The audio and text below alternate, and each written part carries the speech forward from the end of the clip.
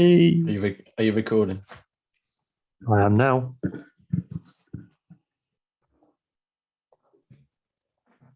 Now that's a clever idea.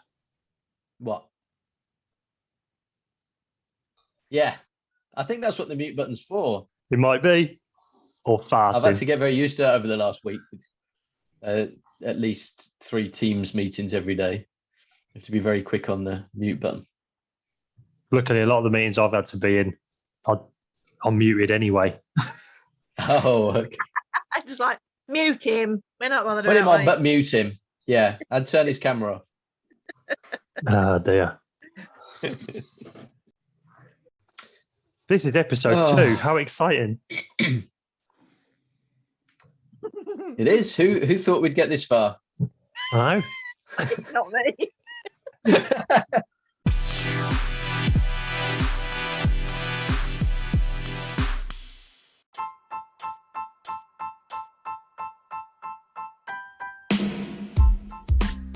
Hello, and welcome to How I Vegan podcast. I'm Matthew. And I'm Wez. We're here to talk all things vegan. If you've been vegan for years, if you're a recent convert or you're just V-curious, we'll have something for you. We'll be reviewing some of our vegan experiences, talking about vegan events, and speaking to vegans from all walks of life to find out the answers to the key questions.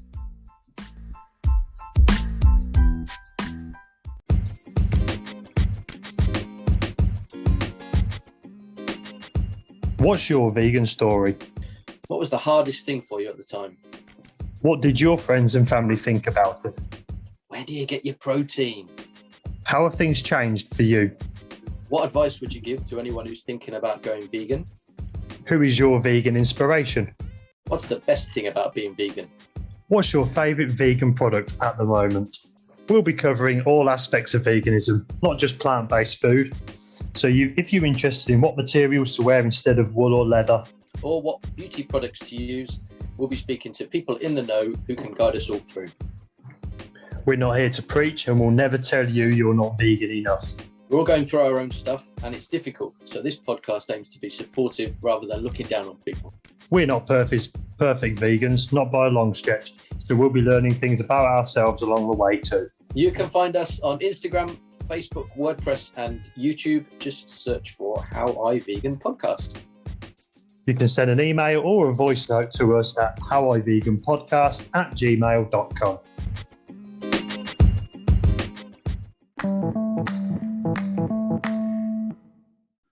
Welcome to episode 2 of How I Vegan Podcast. I'm Matthew.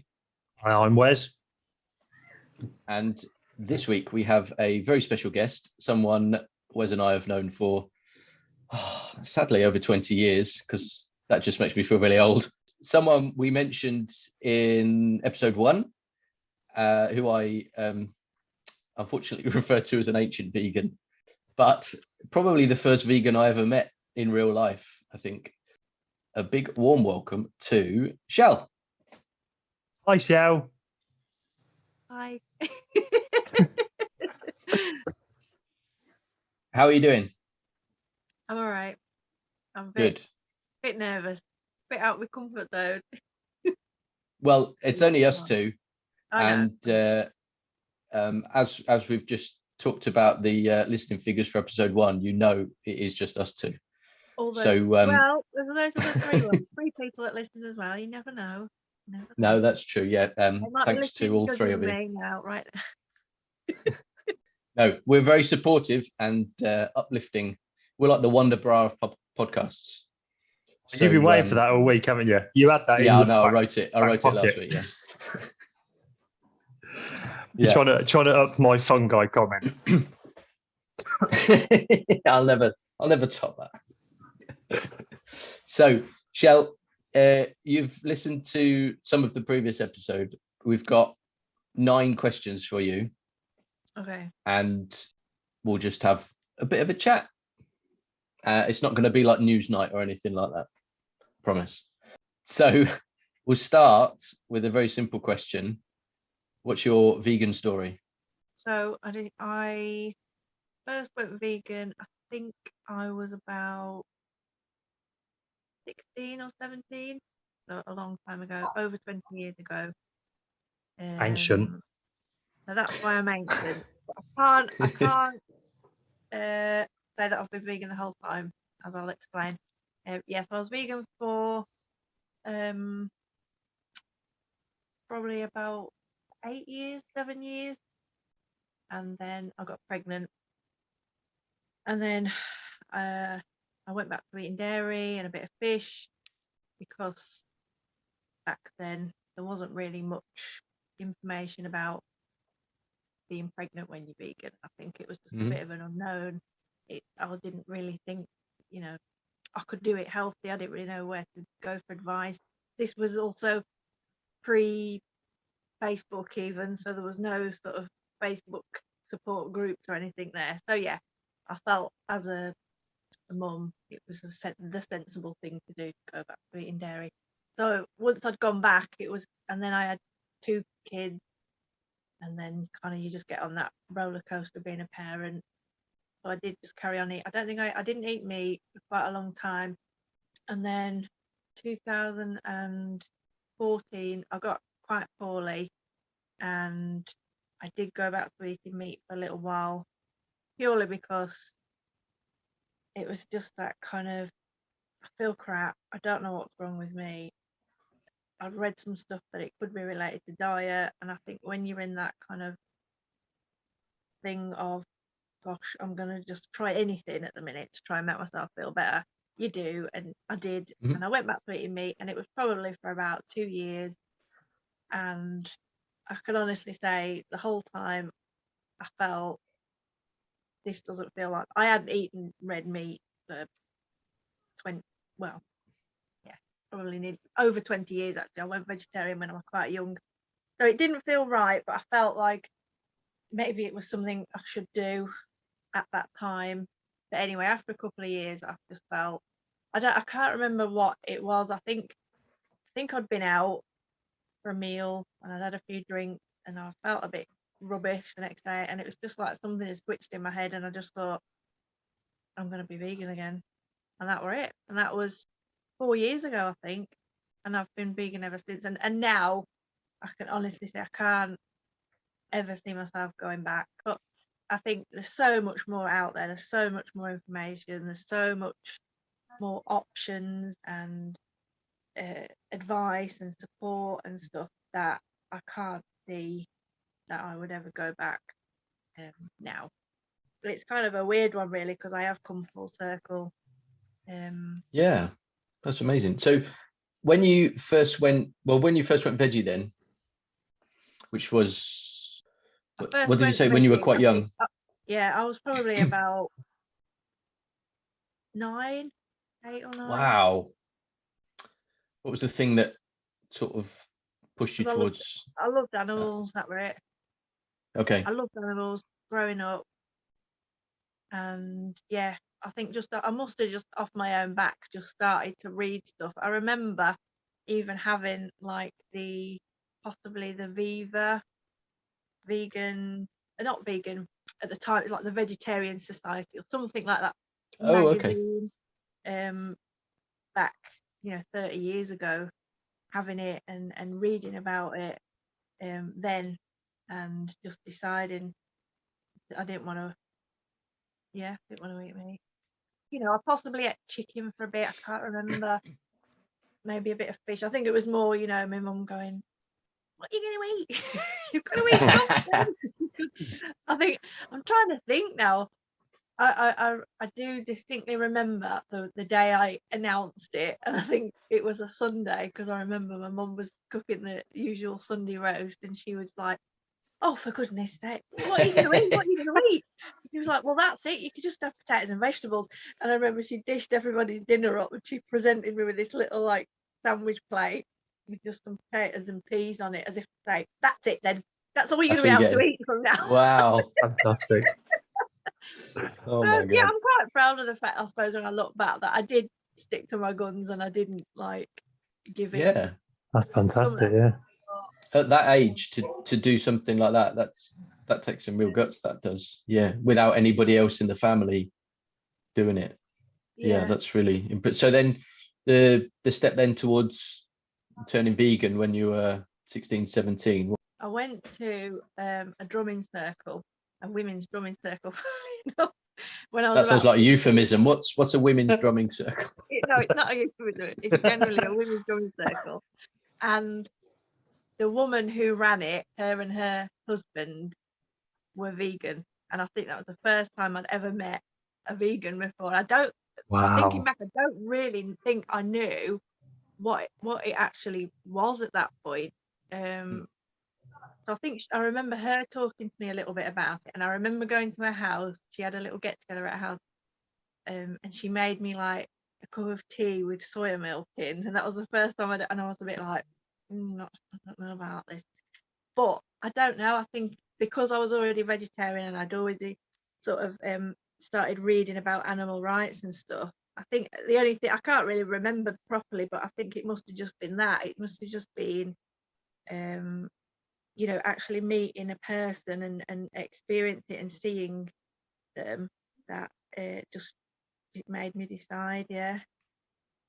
Okay. And I remember going to, there was a town show in the park in Northampton, and they had a stall there. I think it was one of the animal charities, and again it was like, oh my god, they're talking about vegan, and they had this little recipe book. I mean, when you look now at all the cookbooks vegan, there was just none of that, and they had this little printout book, and it was vegan cakes, and it was like, I loved it. That was the first time I'd ever like had a vegan cake. I used to make this chocolate and banana cake, and because you just couldn't really buy vegan cakes then. No. Amazing. No. Yeah. I said to Wes last week, one of my early memories of knowing you was going out for like family meals and like for birthdays or something like that, and you'd often have to have like chips or a green salad or something like that. It was either jacket potato and beans or chips and salad. Yes. Yeah. I remember, obviously, because you are my wife. I remember when we first started talking, and I messaged you and I said, "Do you want to go out for a meal or something? Do you want to go to a restaurant?" And I just remember you saying, "We can, but I'm vegan, so there's not many places we can go." And I was like, "Oh man, what's going on? What do I do? What do I do?" And then you could eat Chinese food. Panicked, weren't you? I was a little bit panicked, but then you said you could eat Chinese food, so it's fine. Yeah, Chinese is normally a good option. Yeah, definitely. Yeah. It was then anyway. Yeah. Yes. Yeah. And you were vegan while you were away at university as well, weren't you? I was, yeah. Which must have been a challenge too back then. Yeah, I lived on a lot of super noodles. I remember them days. And trying to wash dried super noodles off a plate as well. Ooh, I mean, I'll hold my hands up. I can't always say that the alcohol I drank was vegan. It probably a lot of it probably wasn't. But to be fair, back then we're talking, 20 years ago. I don't think it was that even well known about alcohol not being vegan. No. You know what I mean? It wasn't. No, you certainly didn't have barnivore.com back then. No. To do a quick check and see if what you've got is vegan there. No. Well, like I say, there weren't even social media back then. No. you had a mobile phone. It was just for making calls, and that was it. In the olden there was days. no sort of Googling to check if something were vegan or not. It was just, you didn't know stuff like that then. Yeah. So with all that toing and froing between veganism and vegetarianism and whatever else, what was the hardest thing that you've come across? I think one of the biggest challenges is being away on holiday. I found sometimes, obviously, it is getting a lot better. Back when I was vegan before, I don't really think I can think I went on holiday that much. I think I did go on holiday with my friend to like Greece, and I ate, grilled vegetables a lot and crackers that I used to buy from the shop and stuff, like crisps, lots and lots of crisps. But yeah, I think when you're abroad, it can be quite tricky depending on where you are. I know when I used to go to Spain in the early years, you say even just saying you don't even eat meat and fish, they'd be like, what? Yeah, What do you what's wrong mean? with you? It's like totally weird to them because that's such a massive part of it. But it is, like we know going back there now, it's a lot better. They understand veganism more in that area. I think the biggest challenge I find now being vegan now is the backlash. I think not so much eating. It's I don't know how to describe it. Wes understands what I'm saying, but social media, I think, the opinion. I think it's taken me. It takes me aback a little bit sometimes when I see the actual hatred that some people have towards vegans. I can't get my head around it. I try and maybe understand it to an extent, but I think it does shock me a little bit sometimes, and it does make me a little bit anxious, more anxious maybe now, when I'm going out and sometimes saying to people, because people seem to have this real strong opinion about vegans now, and it created a bit of a divide, which I do find quite difficult, to be honest. I've been in positions where I've seen really quite angry social media posts or responses to vegans, and it really kind of knocks me a bit sideways. And I think, why have they got so much hatred? I guess it's from that person's point of view, it's, I guess, they're feeling that their way of life is under attack, kind of thing, and so they're coming out swinging, and that's why you get some of the angry responses. Yeah. And but it's not nice to read. No, and I think and I know people say, oh, it's just on a screen, but obviously I think when you read it, it's that thing of probably knowing too much, to be honest, but when you read it and you realize that there are people out there that have those opinions, it kind of just makes me feel, oh God, what, and I've had, again, Wes will tell you, we've had people say to us, oh, you're the nicest vegans that I know, because all the other ones I've met are horrible, they're complete. Wow. And I'm like, well, how many do you know, really? I think that's good grief. Yeah, prejudged opinion on it. Yeah, I think there's that phrase. You're nice vegans, you two are. I'm like, right, okay. That's a bit like saying I've got nothing against. It's a bit like saying, oh, I've got nothing against you, but I don't like all those other people from India. That's the same thing. It's the same thing, isn't it? Absolutely, yeah. I like the phrase. I learned it about 12 months ago about moral dissonance. I think it's really clever because it's basically saying that when you've been told something for so long and you believe that implicitly, and then you get told that everything you know is a lie, you want to defend yourself, but you don't know how to, because you've been told that for so long. So you go on the attack. So when people have been told, eat meat, it'll make you big and strong and healthy, and drink milk, cow's milk, and it'll make you big, strong and healthy. Now they're being told, actually, this is really bad for you and you shouldn't do it. They're like, well, no, this is what I do, and I'm going to stand up for myself, and you lot are wrong because you're trying to change my mind. And it's like, nah. If you actually look at the stats and the science, it's crazy. Yeah, and it's very similar to the arguments for keeping slavery and things like that. Oh, well, we've always done it. Yeah, it's tradition. Well, that doesn't mean it's right. No, definitely not. No. Okay. So, Chelle, what did your friends and family think about it when you went vegan? Let's start with the first time around, because that was in the olden days. I can't really remember. I think my mum will probably say she thought, oh God, here we go. Oh God. Yeah, can't really remember. Like I said, I didn't know anyone else that was vegan, I don't think. Apart from that lady I said about, and then I think when I I don't think I knew any other vegans at university. When I started my first job, there was one guy there who was vegan. That was the only other vegan that I ever knew. But yeah, I don't. It was quite a long time ago, so I don't really remember there being. Yeah, I don't remember it being too bad. I think because people. I think in a way it was probably easier because people didn't really understand what it was, so they were just a bit like, okay, whatever. Now everyone's like, well, what about this? Everyone's got their own opinion, haven't they? Suddenly everyone's a nutrition expert. Yeah.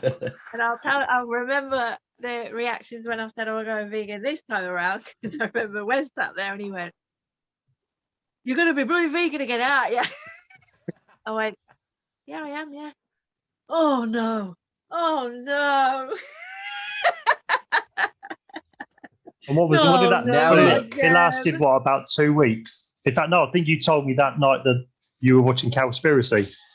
No, I didn't. No, I don't think. I think I told you a bit before that. Right. And then perfectly timed it so that she'd be watching that film just as you walked in the door. Yeah. Come and watch this film. No, I'm watching that. Sit down. But you see, actually, I didn't say that. No, you didn't. I think that is where I always kind of, when people say about, trying to convince people to be vegan and all this, I always will go for the, what's the word? The non-pushy side of it, because to me, I just don't necessarily think that works. And I never in a million years, to be honest, thought Wes were going to decide to be vegan. No, I didn't. Like I say, he was dead set against it. He wasn't even vegetarian. Nope. And he came I in. couldn't believe it. Just watching it, and I remember he rolled his eyes. He went, "What are you watching this for? It's just going to make you upset. It's just going to make you sad." I went, "I know, but I want to watch it." And he sat down. I could see he was on his phone, and then his eyes kept going up, and his eyes kept going up, and then he ended up getting sucked into it. And I thought, I'm not saying anything. Well, he probably told you this story, hasn't he? But you said it again. It proves I was right. But it just proves its accuracy. Yeah. Yeah. It's go on then. How is it going to be expensive if I do this week? I went, no. And that were it. Yeah. But so yeah, I not Wes? I didn't push you at all. No, not at all. No, it was that for me. My thing was it was me. I'd watched that film and then that was it. I went, I can't do it again. I went to bed that night, woke up the following morning, and I woke up and went straight down the local supermarket and bought some Oatly Barista, #Oatly Barista, and came back and made the best coffee I've ever had. So we've covered your family. Is there anything that happened when you told your friends about it? Is there anything from like your social activities? Not really. I think I've been quite lucky in that when I was vegan the first time around and the second time around, generally people around me have always been quite good and supportive. And I think that's possibly because I've always tried not to be the kind of person that shoves it down people's throats and preaches to people. I'm not saying if that's what people want to do, that's wrong, but that's not me. And I think that's why I've always people have always accepted me, or as far as I'm aware, they've always accepted me. Often I find when you reminded me about when I've been out for meals before and people will order meat and then I'll order the vegetarian or the vegan option and often they'll go, oh, I wish I'd have had that. No, that looks nice. And that is something I often found when I did go back to eating meat. Actually, it was a bit like, oh right, I'll have meat then, because I can. And then you have it, and it's a bit like I just didn't enjoy it. I was like, in fact, I think I gradually just when I did go back to eating meat again for a bit, I gradually went eating vegetarian again. It was just like this natural thing that I just didn't. I just didn't want it. Used to order the vegetarian when we went out for meals, and I started buying like veggie sausages again at home because I was a bit like, I don't really like them. It's almost like you have that idea in your head that it's going to be nice, and then you have it, and it's like, nah, I even remember Wes when he used to eat meat and he used to go on about having a Big Mac, and he'd go, oh, I love Big Mac. I've got to have a Big Mac, and then I'd say, did you enjoy that? He went, no, not really. No way. Yeah. But it never looks as good as it No. never tastes No. as good as it looks, does We it? do- I'd always just think to myself like, oh, I could murder some fried chicken or like, you know, loads of burgers and stuff, and then I'd eat it and just got, ugh. You just felt Yeah. rotten afterwards. Yeah. Yeah. It never felt right. It's never as good as you think it's going to be. No, it's really not, and for that reason, I think I do wish, although I try not to, I don't preach to people, I do sometimes think I wish people would just give good vegan food a good go, because I've had friends come around and I've had some vegan cheese, even the cheese. I mean, the cheese is often the big thing, and oh no, I don't like vegan cheese.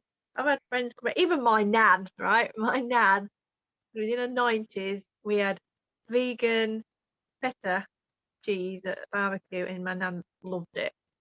Tried it, she went, Wow. that's really nice, that. And I've had friends come around and have the vegan cheese. That's, it's not cheese, it doesn't taste like cheese, but it tastes nice. And I think it's that psychological thing of, I think people want something to be just like cheese, and it's like, well, it's not exactly like cheese, but It's still nice. it's nice. You just accept it for what it is. And we had that fondue at Christmas, didn't we? It was a bit before Christmas. We had like a melted cheese fondue thing. Wow. And our friends that were here, they were like, that's really nice. Yeah, it is. Yeah. Why are you so surprised? Yeah. But I must say that in terms of my friends now, none of my friends are vegan. None of my friends, like my close group of friends, are even vegetarian. A couple of them are quite kind of foodie types. They love eating out, they love cooking, they eat all sorts. But in terms of accepting me, I couldn't ask for any more. And I think that's, for me, that is, the next best thing. Yeah, great if you had a big group of vegan friends that you could all eat the same thing and all kind of, fine, whatever. But realistically, that's quite difficult. But I think if you've got a group of friends that respect your decision, you respect them, they respect you, they will always make sure if we go out, there's something I can eat. If we go to parties and they do food, they will always make sure I've got something in I can eat. If we meet up at Christmas, they'll bring vegan mince pies. My friend, when I was having a bad day a couple of years ago, turned up and she'd baked me a big vegan chocolate cake. And we went out for his birthday last week, and like I say, none of them are vegan. The girl whose birthday wasn't vegan, but she bought a cake, and it was, don't worry, it's vegan. What your chocolate vegan cake? And they all had it, and it was all like, yeah, it was gorgeous. That was lovely. Blah blah blah. When we went out for my birthday, we all went out for vegan afternoon tea, and so you can't really ask for much more than that. And I think that's, where it doesn't have to be a conflict, does it? It doesn't have to be. No. It's about accepting people, isn't it? Like you say. Yeah, and I understand why some people vegans find it difficult to accept non-vegans. I get that. I do. Because sometimes I do feel a bit like saying to people, I don't know, like, you love animals. I know you love animals. You tell me you love animals. Why? But yeah, it is what it is, and I think you've got to allow people to come to that own conclusion themselves if they ever will. But at the end of the day, people are people, aren't they? And no one's perfect, and you get some vegans that are absolute twats, and you get some non-vegans that are absolute twats, and you get some non-vegans that are much nicer people than some vegans. So, as far as I'm concerned, there is more to people than just what they eat, and if that makes sense. Yeah, absolutely. And it's you said about the people who say they love animals but still eat meat, and it's very much a sliding scale, isn't it? Because we as vegans make decisions on what we're prepared to accept and not accept. Like Wes mentioned last week or in the last episode that he wears leather boots. I've still got some leather trainers that I've got. We've not bought since we've been vegan, but we still use them. And some vegans would say you shouldn't be wearing them at all. You should have passed them on or whatever, sent them to the charity shop or something like that so somebody else can use them. But our decision is that we're going to use those until they can't be used anymore. So they've got their full use out of it. Yeah. So it's everyone makes those decisions, don't they? Yeah. For themselves, and Yeah. it's not for us to tell them how to live or how I to don't eat think or anything so. like that. Because I think when it comes to things like that, particularly, there is a bigger picture, in terms of waste and using things up and not just throwing things away. And Chris Packham, my number one, Mr. Chris Packham, when I saw him do a talk, and he said, I've got a leather belt on, stood on this stage at Vegan Camp Out wearing a leather belt, and some people went, and he went, yeah, but for me, when this belt falls apart, I'll throw it away, and yes, I will probably then source a very good vegan alternative, but I'm not going to buy that vegan alternative until this leather belt literally falls apart and it doesn't have a purpose anymore. I'm not just going to throw it away, because to me it's waste. And it's a journey, isn't it? You can't just sort of, there's so many things that are not vegan, unfortunately, even down to glue and paint and cosmetics and medications and condoms and photographic film and everything. There's so many things, and I think to just automatically assume someone to give all that up, when often there's things like that as well, there's not always an alternative. It's just unrealistic, and you can't. That's it. You've got to make those decisions each time, haven't you? Yeah, it's tricky. Okay, so this is probably my favorite question. Where do you get your protein? Well, luckily, I am a big fan of lentils and beans, which, as far as I'm aware, are pretty protein packed. We do have a nice poster on our fridge, don't we, Wes? Just double check that for me. I'm just checking.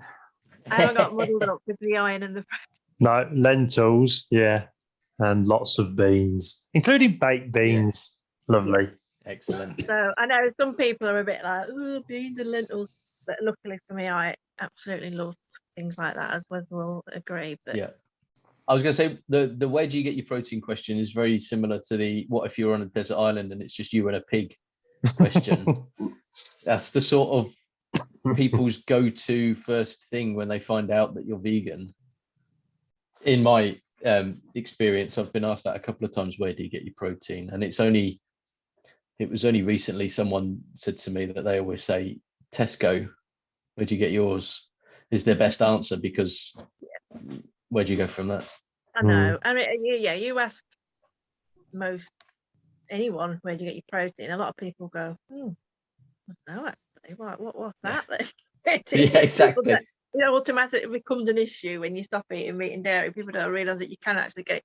And you've only got to look at the amount of vegan bodybuilders and sports people nowadays to see, like me and Wes. Exactly. Hence to the max. Like me and Wes. Really, it is doable. You might have to, again, you've got to relearn things, haven't you, a bit? You're automatically drummed into it at school. You get your calcium from dairy, you get your protein from eggs and meat and fish, and that's it. That's it. That's where you get most of it from. And so it is difficult, because you do kind of think, well, where else does it come from? Because you're not really told much about that, are you? Not at all. But it's obviously possible. Whether I get enough, I don't know. I like crisps. And I like protein crisps. Protein crisp only, Chickpea crisps. Yeah, there is actually. In fact, one of my favourite crisps is the hummus chip and the lentil chip. Yes. Oh, love them. Love them. Yeah. they're probably not much protein in, but you know, you can pretend. We're going to say that. You can pretend. Love it. So over all that time then, how, and all the different changes you've made, how have things changed for you? Has anything like different happened to you that's important? No, I haven't got any thinner, that's for sure.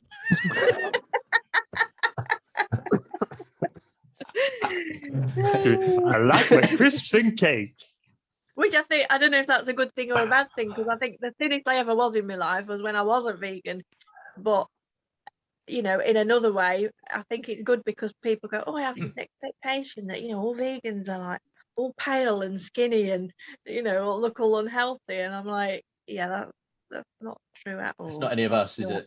Particularly nowadays, because there's so much nice options out there. Yeah. Yeah. I mean, I don't know about changes for myself.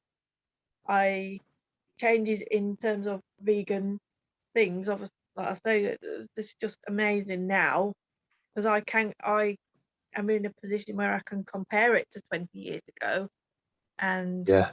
you know, when I get people moaning to me now, oh, the vegan options were rubbish at that party, I went, well, that vegan options were rubbish at that restaurant. And I'm like, if there's something on the menu I can eat, I'm happy. Because all those times I used to go and there was absolutely nothing. You know, the fact that I could even go into most coffee shops now and they've got plant milk is just exciting. Yeah. Because there was, I think that possibly just Starbucks had just started to do soya. I think maybe, can't remember when I was vegan before, but that was it. There was nowhere else that would do. They do about 5 different types now, don't they? It's amazing. Yeah. The choice. Yeah. I saw Billie Eilish had been quoted as saying, "Why would you eat meat when you can eat chips?" Fair play. Absolutely. Very true. Very true. Chelle, what advice would you give to anyone who's thinking about going vegan? Bearing in mind, I've been on the receiving end of this advice. It's obviously worked. What do you mean then? What do you mean? Well, if you no, well, I'm not going to give you the answer, am I? What advice would I've said to you now? Well, the one thing you said to me was don't preach to people. Oh yeah, but I think that's for me personally. You know, that's for me. Yeah. I don't like it. I don't necessarily find it the best option unless people ask you questions about it, and that's absolutely fine. If they're doing it in a respectful way, then that's fine. And to be fair, not many people do ask me, to be honest now. But when people do ask me, oh, why are you vegan? Is it for the planet, or is it for health reasons, or is it for animals? They normally say, and I'll normally just go, all of them, or I'll say, I just don't really like eating animals. And I think people are a bit like, all right, yeah. I get that then. Because can anyone? I don't know. To me, I can't argue with it. I love animals, but I like eating them. It doesn't really make any sense to me. But there you go. No. But yeah, the other thing, and I always say this to Wez and to my son, he say, "Oh, can I eat this? Can I have it?" And I say, "You can eat it, but you choose not to, and that's the difference. I think if you tell yourself, oh, I can't have that, and you're always living in that, oh, I can't have this, and I can't have that, and I can't have that, and you're living in that thing very negative, isn't it? Negativity. Whereas I think if you, twofold, you think, well, I can have, look at all these things I can have, but also turn it around and think, no, I'm not doing this to punish myself. Why am I doing it? I can eat it if I want to, but then afterwards, will I feel good about that? I know I wouldn't. I wouldn't like it. If you can say to yourself, oh yeah, if I'm gonna have that chocolate and I'll be all right with it, I'll say, go ahead. And I particularly do that with my son because I don't want him to I don't ever want to feel like I'm forcing him. I want it to be for his own It's choice. his choice, isn't it? Yeah. Yeah. And, he does occasionally at Christmas if he feels like, he's missing out and others have got chocolate, he might have the odd one. And I'll say, that's absolutely fine. That is your choice. And I'll say to him, you can't have it. If you want to have it, you have it. But that's you choose that you can have it. And Wes will agree. 90% of the time, he won't have it. He's doing really, really well. I think for a lad of 13, he's been doing it now for over a year, hasn't he? And yeah, he's been doing really well. Good. Yeah, it's amazing. But yeah, so I think for me that would be the biggest thing, because my biggest reason is not health. That's part of it. My biggest reason is morally. It doesn't sit well with me. It just doesn't feel right to me. It just doesn't. I can't sit there and say that I love animals and then eat them. No. I just can't. It just doesn't. It just doesn't sit right with me. Some people it sits fine with, and that's fine. It doesn't sit right with me. So that I just remind myself, if you're struggling a bit or whatever, you think, oh, everybody else is eating something nice or whatever. I just remind myself that's why. I think we've already covered this, but you can expand if you want. Who's your vegan inspiration? Why have we covered it then? What did I say? I think you might have mentioned someone earlier on. Oh, Chris Packham. Yeah, well, I wasn't actually going to say Chris Packham, but yeah, he obviously is. If he's listening, he obviously is. Yeah. Hi, Chris. Hi, Chris. Probably watching it thinking, oh, God, Loved you on the Really Wild Show. Yeah, I watched Chris Packham talk at Vegan Camp Out, and it was really good. It was a highlight for me. And I think he did take a bit of a risk there, and I think it possibly a bit divided opinions, because he did speak up on behalf of farmers and supermarkets selling meat, and he talked about how, unfortunately, we can spread the vegan message, but it's not going to reach everyone overnight. It's not an overnight thing, and to blame farmers and to be against them is just creating barriers. You've got to kind of work with them and do it gradually, so encourage them to improve animal welfare, and then possibly the next step to encourage them to do less animal farming and more plant farming or that sort of thing, which I think some people are a bit like, no. But I thought it was quite interesting, because I thought, well, yeah, he's trying to have a slightly different approach there, and like I say, you've got to win the hearts and minds, and forcing people to do it isn't going to do that, because they'll always want to do what they've always done. You've got to win them over. That, and whether people like it or not, vegan people like it or not, farmers, I guess and for a lot of other industries, it is their life, it is their livelihood, it is the way they support their families. And I'm not saying I agree with it and it's right, but to just expect that somebody's going to give up everything that they've worked for and their business and what they've been brought up as overnight is, and calling them every name under the sun because they're not giving it up overnight, is quite a big ask, isn't it? It's often a generational thing as well. It might be their ancestors have been doing it, back generations have been working the same farmland and stuff like that. You can't just expect them to suddenly go, all right, okay, I'll just grow oats instead of pigs. You can't. And also sometimes the land wouldn't support it anyway, so you just don't know, do you? No, it's going to be a tricky one. But my other inspiration is Earthling Ed. So if anyone that hasn't listened to Earthling Ed, which they probably have, although Wes says he doesn't really watch much of him, have you? Or you have recently, haven't you? I do follow him, but he doesn't. I see a lot more of Joey Carbstrong, and that's not because I want to see more of him. It's just I think Earthling Ed does like bigger talks and less of them, whereas Joey Carbstrong will do one a week, we just go into the next city and activist there, and then everything Ed sort of does it on a bit of a slow burn process. But they're both getting the same message across.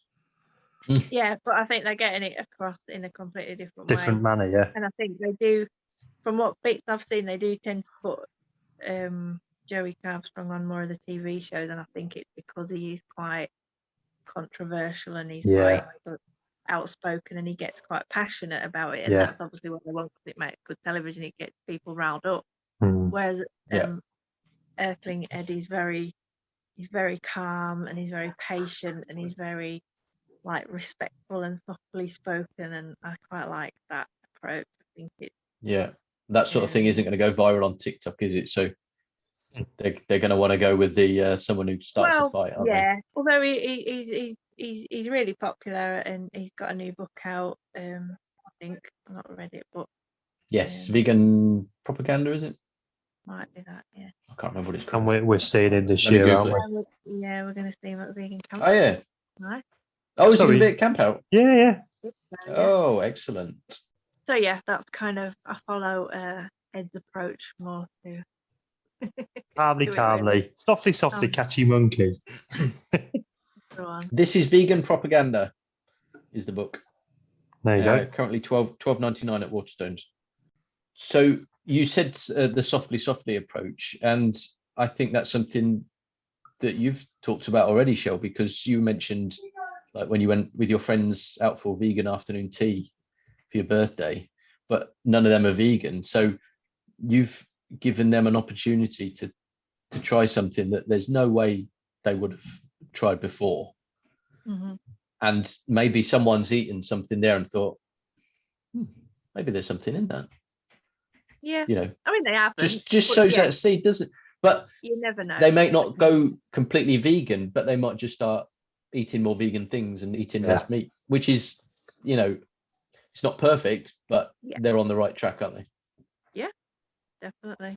I'm seeing a little bit of that at my work. There's a couple of lads that I've spoke to, and they're like, I tried this at the weekend and I quite liked it. I'm like, you'll turn soon. It's just a small seed you've got to sow, and it won't take long, will it?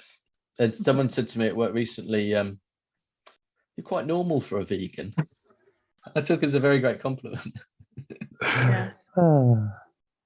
Chelle, what's the best thing about being vegan, apart from being better than everybody else?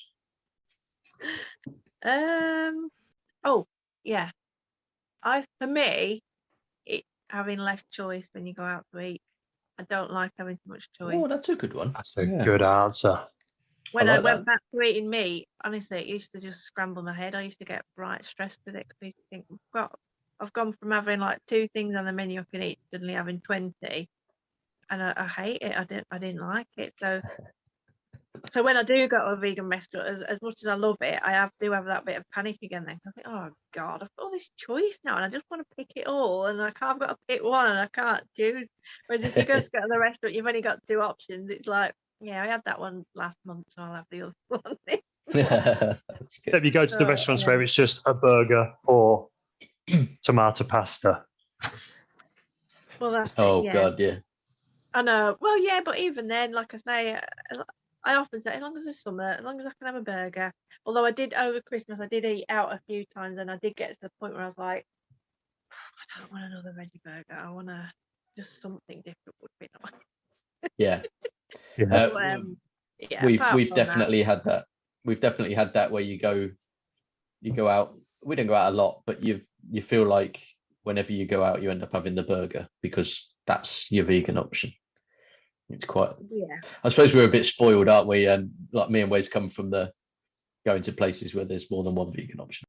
And like you said, you were vegan when there were no vegan options. So you've benefited. We've benefited way more than you have. I think it'd have been so hard back then. I really do. I think I'd have struggled. And now it's just, it's so easy. And it's not about getting the processed food. It's just the knowledge and the social media stuff that's out there is just so helpful. Yeah. And I mean, I hold my hands up, and I did back then. I was a little bit anemic because I didn't really understand what I should and shouldn't eat, but I could have been anemic anyway, whether I'd have eaten meat or not. Yeah. So I'm not saying that because, I think some people say, oh, you get low in iron and I can't do it because I'm low in iron. And I get that because I've been anemic and it's horrible. It is horrible, but it's not impossible to do it. That's what I always say. It's not impossible. You've just got to make a few tweaks. You've just got to look at what you're eating a bit more.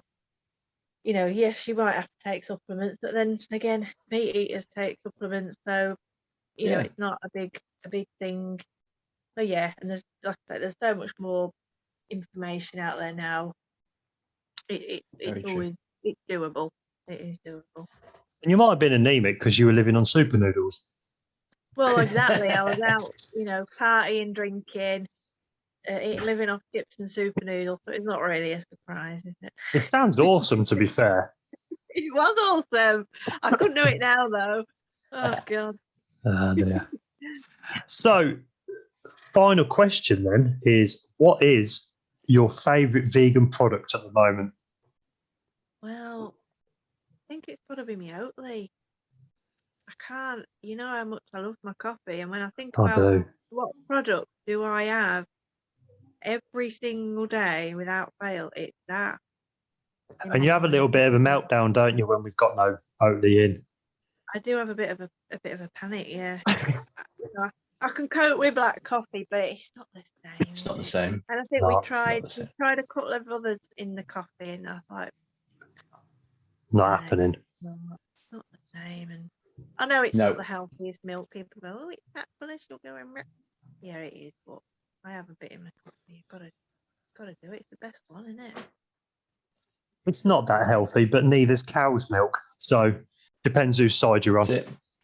It's no worse than cow, right? I'll tell you what. I did it again at bloody Costa today. Gave me milk again in my coffee. Gave you cow milk? I could taste it straight away.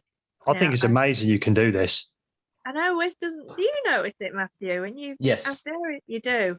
Yes. I felt like scraping my tongue. I had one sip and I went, I'll take it over, and I was like, oh God. I mean, he was very apologetic. He was very sweet, and he's like, I'm so sorry. I was like, it's fine. But yeah, straight away, I just knew. No. I've only had it a couple of times, but yeah, it's a real like, oh wow. Yeah. No, that's not right. But then I'm the same with coconut milk because I don't like coconut, so all right. I can't drink that either. Well, thank you so much, Chelle. We do really appreciate having ancient vegans on the show, and you didn't need to be nervous. And I guess as you're only upstairs, I'll better put the kettle on. Yeah, know your place. Thank you very much for your time. Okay. Thank you. Thank you. See you next time. Bye-bye.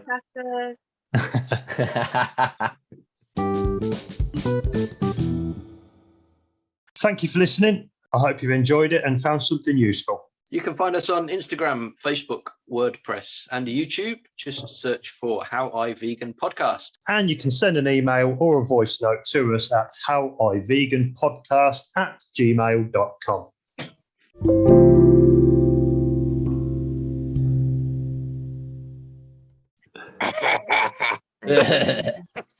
Coughing like